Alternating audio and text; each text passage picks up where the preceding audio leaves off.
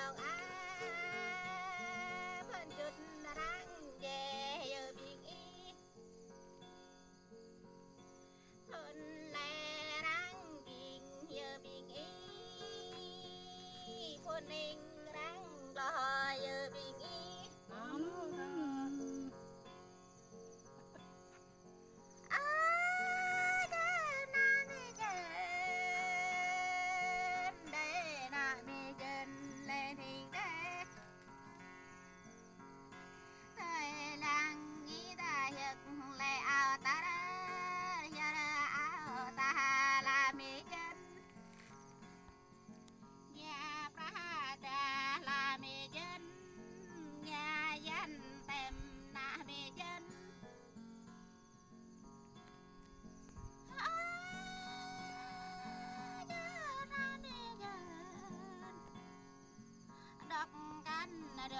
ta cao nấy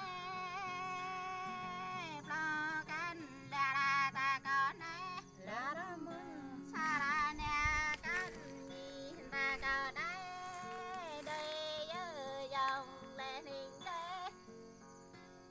bạn khơi đi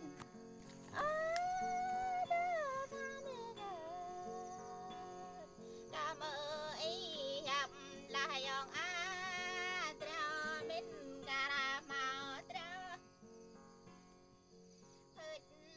tay cao đứng phùng lấy mưa tay cao đứng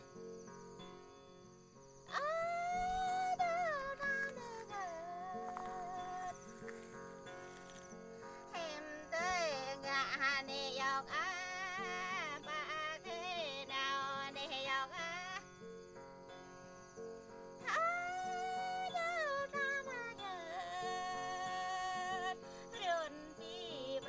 giờ dòng á đèn pi choa giờ dòng á không năng dòng ha bơi bụt giờ dòng á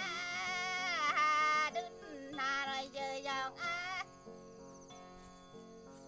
chẳng một cái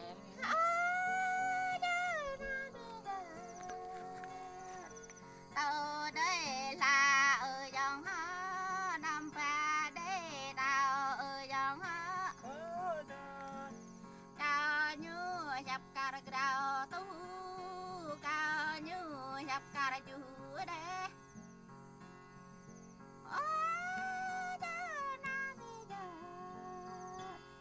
chàng nhậm min cả hàng đình mơ cả chàng min như đồ cả đình đó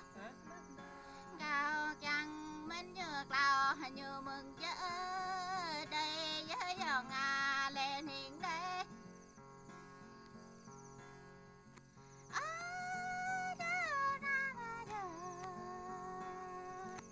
ra mơ hàng giờ cao nay trăng mơ giờ cao nay anh nhang nhang hầu lư chấp tê giờ cao nay già cao nhập tê trường đó già cao nhập tê sọt ra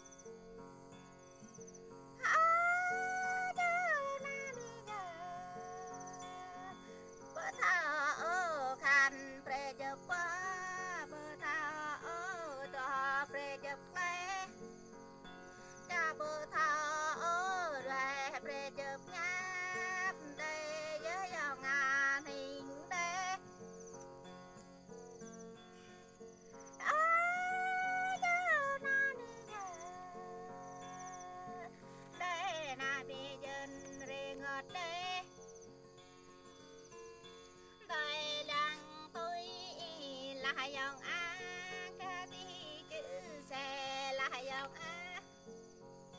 gà đê chim ya là dòng á thân ra ya nền là dòng á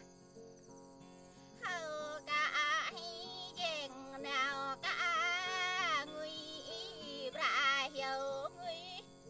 Nguy đây nè.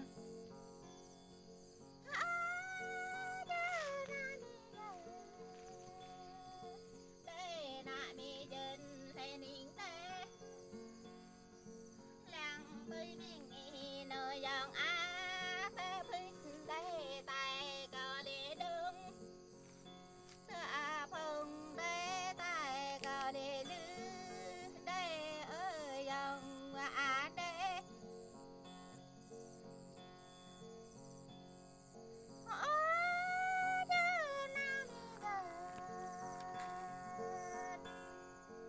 ra bồ hai ta dòng á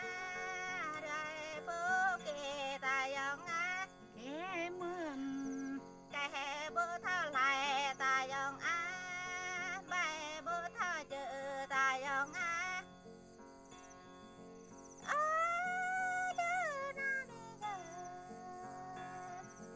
làng y đàm nét thọ nhang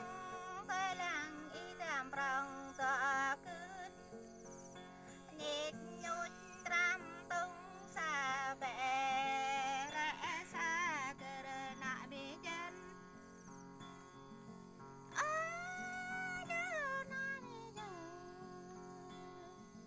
ra cao mai qua tra phun cao mai ra ba phun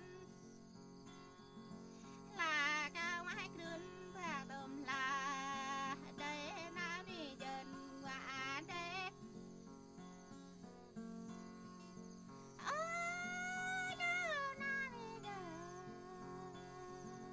đây na mi dân lên hình đây làng y ta vực rằng lẽ đây làng y ta vực kẻ ya Đúng.